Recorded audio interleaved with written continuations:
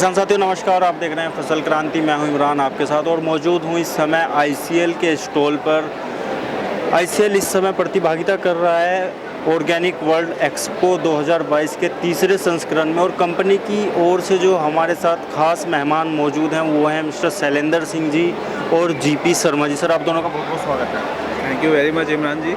सबसे पहले सर चर्चा करना चाहेंगे जो आईसीएल है आज के टाइम में, अगर हम हिंदुस्तान की बात करें तो एक ब्रांड बन चुका है और काफ़ी तेज़ी से किसानों के बीच में लोकप्रिय भी हो रहा है। क्या किस तरीके की सेवाएं आप किसानों को दे रहे हैं? इमरान जी, इस कॉम्प्लीमेंट के लिए बहुत बहुत धन्यवाद। Actually ICL is working for sustainable future, so considering this we have bring many more fertilisers which are really required.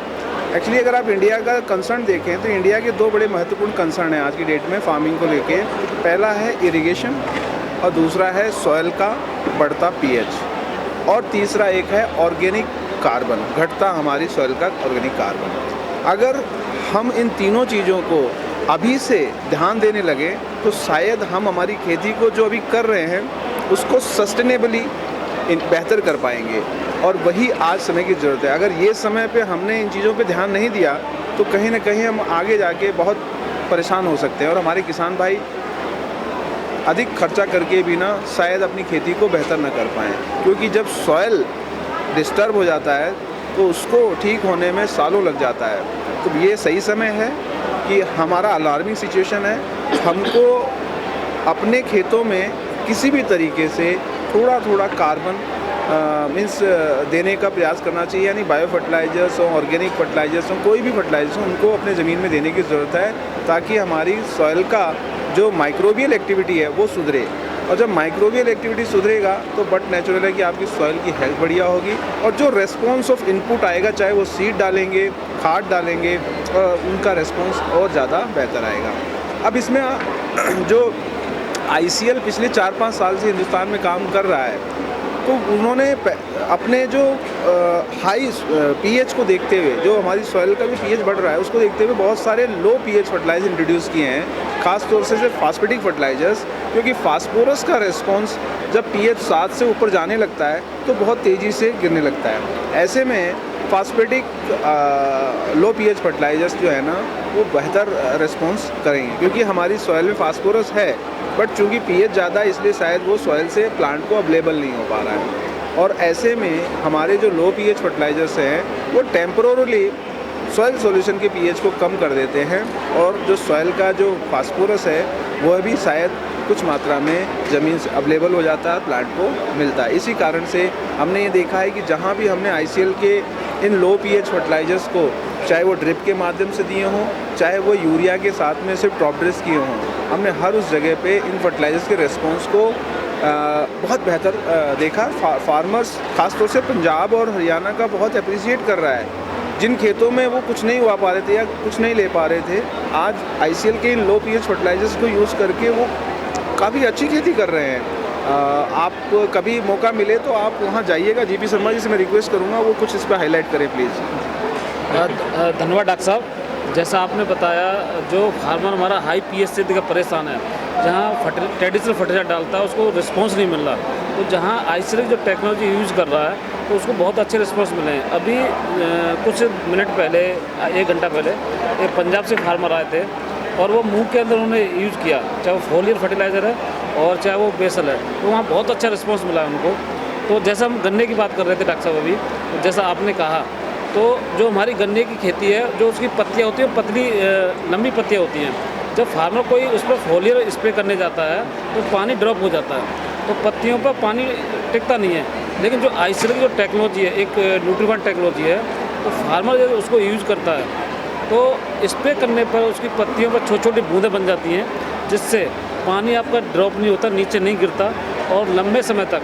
तो क्योंकि न्यूट्रीवांट के अंदर एक एलएलपी टेक्नोलॉजी है, लो पीएच पर आधारित है, उसमें स्टिकर भी है, स्प्रेटर है, एक ह्यूमिकेंट है जो वायुमंडल के मॉइस्चर को डीप पे बना के रखता है। मॉइस्चर को जो पत्तियाँ हमारी वाष्पीकरण कर रही हैं उसी को पत्ते को पानी पे इकट्ठा कर देता है, तो जिससे आपकी जो फर्टिलाइजर की अवेलेबिलिटी है वो लंबे समय तक हो जाती है। एलएलपी जो खाद आपका 4 दिन 5 दिन काम करता है, उसकी बढ़ के 20 दिन तक काम करता है। तो फार्मर को जो लगातार स्प्रे करनी पड़ती थी तो वो घट के उसकी कम हो जाती हैं। साथ में एक हमने देखा गया कि फार्मर अलग अलग स्प्रे करता है, फंगीसाइड का, न्यूट्रिशन का, लेकिन जो आईसीएल की टेक्नोलॉजी है उसके साथ आप फर्टिलाइज़र के साथ में आप पेस्टिसाइड भी यूज कर सकते हैं, तो उसकी भी कार्य क्षमता बढ़ती है। तो कार्य क्षमता बढ़ने से उसका जो खर्चा आ रहा था स्प्रे में पेस्टिसाइड का वो भी कम हो जाता है। तो एक बेहतरीन टेक्नोलॉजी न्यूट्रीवेंट फोलियर के अंदर है। और सोइल की बात करें, हमारा पॉलीसल्फेट है जो स्लोलिज फर्टिलाइज़र है, लंबे समय तक प्लांट को मिलता है, जिसमें 4 न्यूट्रिशन होते हैं, पोटास, कैल्शियम, मैग्नीशियम, सल्फर, जो शुगर के लिए बहुत बेहतरीन न्यूट्रिशन है। यदि हम ब्रोकास्ट की बात करें, जैसे डॉक्टर साहब ने बताया, पैकासिड आता है 0-60-20 मैकफोस। तो जहाँ हमारा शुगर बेल्ट है आपका मोदी नगर, मेरठ, मुजफ्फरनगर, वहाँ कुछ फार्मर ने यूज़ किया, बहुत अच्छे रिस्पॉन्स बने हैं, जो फीडबैक आता है हमारे पास बहुत अच्छा लगता है। तो हमें अच्छा उत्पादन बढ़ाना है तो एक न्यूट्रिशन बैलेंस न्यूट्रिशन देना पड़ेगा, हर न्यूट्रिशन देना पड़ेगा और बैलेंस में देना पड़ेगा। यदि कोई हम ज़्यादा न्यूट्रिशन दे रहे हैं तो वो दूसरे न्यूट्रिशन को दबा देता है। तो मेरा फार्मर से यही रहेगा कि वो बैलेंस न्यूट्रिशन दें, न्यूट्रिशन मेजरमेंट पे काम करें और अच्छी उत्पादन लें। डॉक्टर साहब, जैसे आपने बात की बैलेंस यूज़ ऑफ फर्टिलाइज़र, एक संतुलित मात्रा में उर्वरकों का प्रयोग, तो अगर हम देखते हैं गवर्नमेंट भी फॉस्फेटिक फर्टिलाइज़र जो उर्वरक हैं उनको प्रमोट कर रही है कहीं ना कहीं, और इंडिया में शायद इसकी ज़्यादा अवेलेबिलिटी नहीं है क्योंकि बाहर से इंपोर्ट होता है। किसान को वही चीज़ें पता है कि उसको खेत में यूरिया डालना है, एनपीके डालना है, वो उससे आगे बढ़ना नहीं चाहता। तो कितना चैलेंजिंग है आपके लिए एक किसान तक फॉस्फेटिक फर्टिलाइज़र को पहुंचाना, उसको एडॉप्ट कराना, क्या समझते हैं? एक बहुत बड़ी अच्छा क्वेश्चन किया आपने, क्योंकि मेरा जो फार्मर है उसको आदत पड़ी है कि मुझे डीएपी डालना है, एक माइंड सेट होता है डीएपी डालना है। जो मैं फर्टिलाइज़र यूज़ कर रहा हूँ उसकी अवेलेबिलिटी कितनी है। यदि मैं 50 किलो डीएपी डाल रहा हूँ तो उससे मुझे जो फास्फोरस कितना मिल रहा है, डालने के बाद वो कितने दिन तक सॉइल में उपलब्ध है, कितने दिन वो फिक्स हो जाता है, और मेरी जो रिक्वायरमेंट है फसल की कितने दिन तक है, तो उस पर डिपेंड करता है। तो अधिकतर तो क्रॉप के अंदर कुछ क्रॉप होती है जहाँ 2 बार फर्टिलाइज़र यूज़ करते हैं, कुछ क्रॉप होती है 1 टाइम एप्लीकेशन करते हैं। तो जैसे जैसे अब चेंज हो रहे हैं, टेक्नोलॉजी आती जा रही है। जब महाराष्ट्र के अंदर जाएंगे ड्रिप फर्टिगेशन में होगा, शुगर गिर लगता है, हर फार्मर ड्रिप खेती करता है। जब प्लांट को न्यूट्रिशन की आवश्यकता है, आज फास्फोरस ज़रूरत है तो फास्फोरस दे रहा है, पोटास की ज़रूरत है पोटास दे रहा है, उसको नाइट्रोजन ज़रूरत है नाइट्रोजन दे रहा है। तो हम थोड़ा सा पद्धति चेंज करें अपनी और हम ड्रिप फर्टिगेशन पे जाएँ तो राइट टाइम पे हम एप्लीकेशन भी दे सकते हैं, राइट डोज भी दे सकते हैं और राइट उत्पादन भी ले सकते हैं, अच्छा उत्पादन ले सकते हैं। तो उसका बड़ा एक महत्व होता है समय पर कोई चीज़ देना किसी क्रॉप को। लेकिन डॉक्टर साहब, सवाल ये उठता है जब हम ड्रिप फोलियर स्प्रे की बात करते हैं, ड्रिप इरिगेशन की बात करते हैं, तो ज़्यादातर देश के हिस्सों में जो हमारा किसान है, ज़्यादातर के पास ड्रिप इरिगेशन सिस्टम नहीं है और कहीं ना कहीं प्रॉब्लम है, नहीं लगा पाते किसान। तो ऐसे में उसको क्या करना चाहिए, क्या सुझाव देना चाहिए? उसके लिए सबसे बड़ा सुझाव है, जैसे फार्मर ब्रोकास्ट करता है तो यूरिया यूज कर रहा है, तो यूरिया के साथ जो हमारे फॉस्फेट फर्टिलाइजर हैं, पैकासिड है या 12-6-22 है, 12 कैल्शियम है, तो आप उसके साथ यूज कर सकते हैं और उसके छिड़काव के अंदर भी बहुत अच्छे रिस्पॉन्स हैं। तो जब फार्मर इरीगेशन करता है, इरीगेशन से पहले आप यूरिया के साथ या मिट्टी के साथ मिला के आप छिट्टा मार सकते हैं और उसका अच्छा रिस्पॉन्स दे सकते हैं। जब वो पानी के साथ घुलेगा, कोई भी खाद और बिना पानी के काम नहीं कर सकता, और कोई भी फसल बिना वाटर के कोई भी न्यूट्रिशन नहीं ले सकती, उसके लिए पानी ज़रूरी है। तो जब भी हम चाहे स्प्रे करने जाएं तो पानी की आवश्यकता है, चाहे हम ड्रिप से दे रहे हैं, चाहे आपका ब्रोकास्ट से खाद दे रहे हैं। तो जब इरीगेशन करेंगे, चाहे आप खुला पानी छोड़ रहे हैं खेत में, तो जब पानी जाएगा प्लांट के पास वो घुलेगी और प्लांट को मिलेगा। शैलेंद्र सर, चलते चलते मेरा आपसे अंत में सवाल रहेगा, क्या मार्केटिंग स्ट्रेटेजी आप अपनाते हैं किसानों को समझाने के लिए, क्योंकि नई चीज़ है और किसान, जैसा कि अभी मैंने बात की कि एक माइंडसेट उसका जम चुका है, तो क्या स्ट्रेटेजी आप अपनाते हैं कि किसान जल्दी से जल्दी इस जो प्रोडक्ट्स हैं आईसीएल के, उनके बारे में जानें, उनको अडॉप्ट करें? देखिए, मैंने पहले ही बताया कि हम लोग सस्टेनेबिलिटी को फर्स्ट रखते हैं, और अभी जैसे खरीफ सीजन चालू होने वाला है, इस समय अगर मैं नॉर्थ इंडिया की बात करूं तो नॉर्थ इंडिया के लगभग जहां पर भी ये क्रॉप होती है खरीफ सीजन में, पैडी, कॉटन और शुगर केन इस बेल्ट का तो अब लग चुका है, लेकिन महाराष्ट्र में और कुछ एरिया में अभी भी अब स्टार्ट होगा 8 साली वाला सीजन। अभी शर्मा जी जैसे बता रहे थे कि क्या इम्पोर्टेंट है उस क्रॉप के लिए और ICL किस तरीके से उस क्रॉप के अंदर एक बेहतर न्यूट्रिशन का रास्ता दे सकता है। तो हमारे पास में 3 प्रकार के फर्टिलाइज़र्स आज इंडिया में उपलब्ध हैं। पहला सॉइल एप्लीकेशन का, नॉर्मली फार्मर्स यूज़ टू है फास्फोरस के लिए DAP डालता है और साथ साथ में वो थोड़ा पोटेशियम डालता है MOP के माध्यम से और यूरिया के माध्यम से वो नाइट्रोजन देता है। लेकिन वो भूल जा रहा है कि तो सिर्फ ये 3 न्यूट्रिएंट खाद के माध्यम से दे देने से फसल बेहतर नहीं होगी। जो बैलेंस न्यूट्रिशन के लिए जो रिमेनिंग न्यूट्रिएंट है वो भी मिलने चाहिए। तो इसके अलावा सल्फ़र, कैल्शियम और मैग्नीशियम हमारी क्रॉप को बहुत मात्रा में चाहिए। ख़ास तौर से गन्ने और कॉटन में तो ये बहुत ज़्यादा और पैडी में भी ये बहुत इम्पॉर्टेंट अब होती जा रही है, ख़ास तौर से मैग्नीशियम और कैल्शियम। सो हमारा जो पॉलीसल्फेट फर्टिलाइज़र है, जो कि कहते हैं कि ये एक मात्र ऐसा सस्टेनेबल सॉल्यूशन है कि जो भी फार्मर कोई भी खेती करता हो, वो कोई भी न्यूट्रिएंट डाल रहा हो, अगर वो सिर्फ यूरिया DAP से खेती कर रहा है, उसके साथ में एक हमारा पॉलीसल्फेट का बैग 50 किलो का ऐड कर लेगा धान की खेती में, कॉटन की खेती में और गन्ने की खेती में। चूँकि उपज ज़्यादा होती है तो हम कहेंगे वहाँ पर उसे थोड़ा 2 बैग मतलब 100 किलो तक उसे जाना पड़ेगा, तो शायद वो अपनी क्रॉप को सल्फ़र, कैल्शियम और मैग्नीशियम जो क्रॉप को चाहिए वो पूरा का पूरा वहाँ से उपलब्ध हो जाए। जैसे शुरुआत में वेजिटेटिव ग्रोथ, फिर उसके बाद में फ्लावरिंग एंड फ्रूटिंग, तो ये दोनों में क्या होता है, प्लांट की न्यूट्रिएंट रिक्वायरमेंट डिफरेंट है।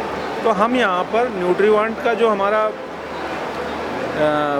41 टेक्नोलॉजी का जो सॉल्यूशन है, इसको हमारे किसानों तक लेके जा रहे हैं through farmers meeting, through digital campaign, through advertisement. हम ये सभी चीज़ें कर रहे हैं और आप लोगों का भी सहयोग ले रहे हैं किसानों तक अपनी चीज़ों को पहुँचाने का।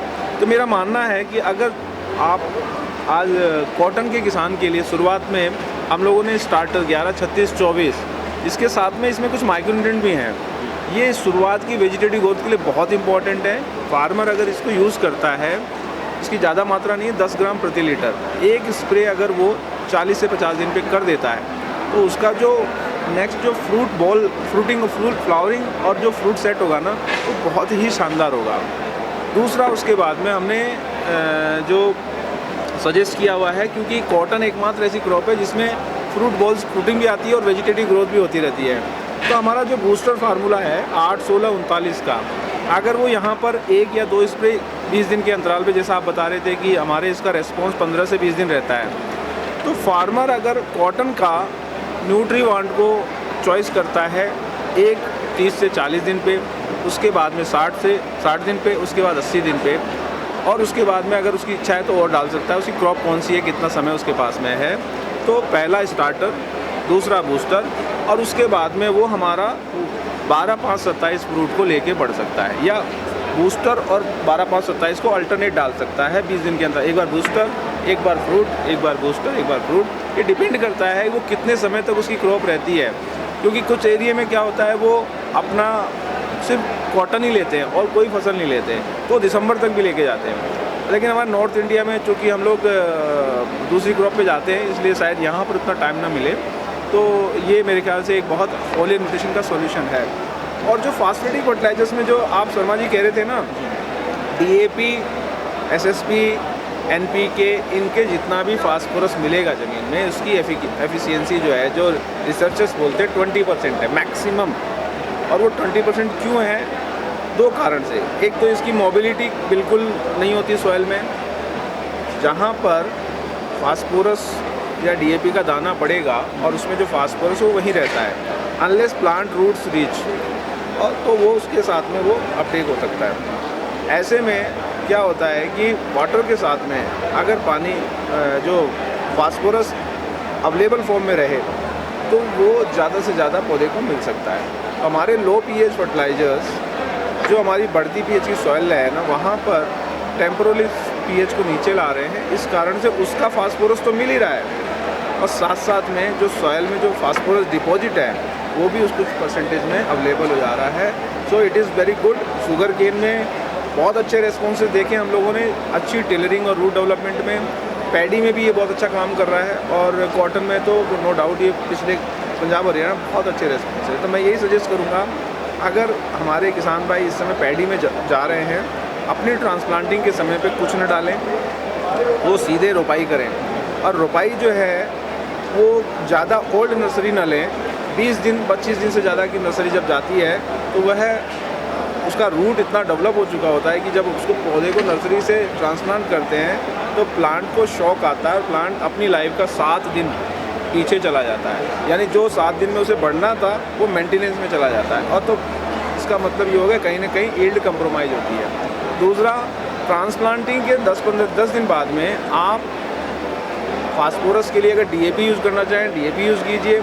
अगर डीएपी यूज़ नहीं करना चाहते हैं तो आईसीएल का 0-60-20 का जो फार्मूला अगर अवेलेबल है तो मेरे ख्याल से उसके अंदर 5 किलो प्रति एकड़ यूरिया के साथ में डालें, पहले यूरिया के साथ में, और दूसरे यूरिया के साथ में अगर 12-6-22 प्लस 12 कैल्शियम ऑक्साइड 5 किलो प्रति यूरिया डाल दें, तो ये फास्फोरस को लंबे समय तक अवेलेबल करेगा। जो प्लांट को शुरुआत में हाई फास्फोरस चाहिए वो होगा और लेटर में थोड़ा फास्फोरस चाहिए मिलता रहेगा। और बाकी जो है फोलियर के हमारे शेड्यूल्स हैं वो फार्मर अगर रेफ़र करेगा आईसीएल को तो ये 2 स्प्रे पैडी के अंदर उसको मैक्सिमम यील्ड तक लेके जाएंगे, और गन्ने में यही 3 स्प्रे उसको मैक्सिमम यील्ड तक लेके जाएंगे। पॉलीसल्फेट, पिकासिड और न्यूट्रीवांट और 12-6-22 फर्टिग्लो, ये 4 फर्टिलाइजर से मैक्सिमम रेस्पॉन्स मतलब न्यूट्रिशन दिया जा सकता है। कुछ ट्रेडिशनली मैं ये नहीं कहता 100% इससे दीजिए, क्योंकि कॉस्ट ये महंगे फर्टिलाइज़र हैं, इनको उतना यूज़ कीजिए जिससे कि आपको मैक्सिमम न्यूट्रिएंट सॉइल से मिले। बस मैं यही कहना चाहूँगा, आप समय है हाईली एफिशिएंट फर्टिलाइजर्स को यूज़ करने का, ताकि प्लांट को जितना न्यूट्रिएंट चाहिए वो मिले और हमारी सॉइल जो है वो भी स्वस्थ रहे। आईसीएल का यही मंत्र है, efficiency, economics and ecology. Efficiency है तो फर्टिलाइजर के रिस्पॉन्स अच्छे हैं, उससे फ़ायदा अच्छा होगा और हमारा जो एनवायरनमेंट है वो भी सुरक्षित रहेगा। Thank you. तो दर्शकों, ये थे हमारे साथ शैलेंद्र सिंह जी और जीपी शर्मा जी आईसीएल की ओर से, जिन्होंने विस्तार पूर्वक बताया कि आईसीएल के उत्पादों को आप प्रयोग करके किस तरीके से अपना उत्पादन बढ़ा सकते हैं। और सबसे अच्छी चीज़ जो इन्होंने बताई कि बहुत ही टेक्निकल तरीके से इन्फॉर्मेशन दी कि कितना आपको फर्टिलाइज़र यूज़ करना है। जो बैलेंस फर्टिलाइज़र की बात की वो बहुत ज़रूरी है। तो आपसे अनुरोध यही रहेगा कि अच्छे से बैलेंस यूज़ ऑफ फर्टिलाइज़र का प्रयोग कीजिए। जुड़े रहिए फसल क्रांति के साथ, तब तक के लिए नमस्कार।